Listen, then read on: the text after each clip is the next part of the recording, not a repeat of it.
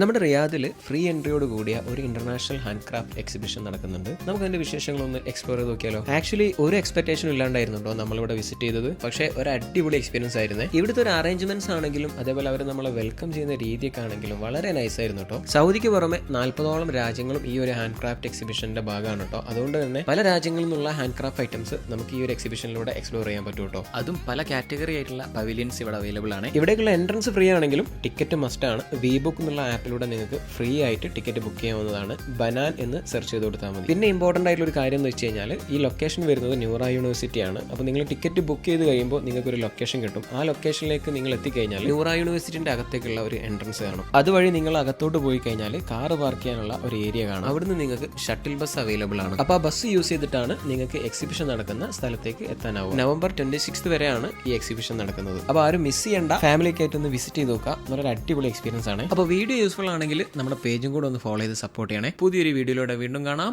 By.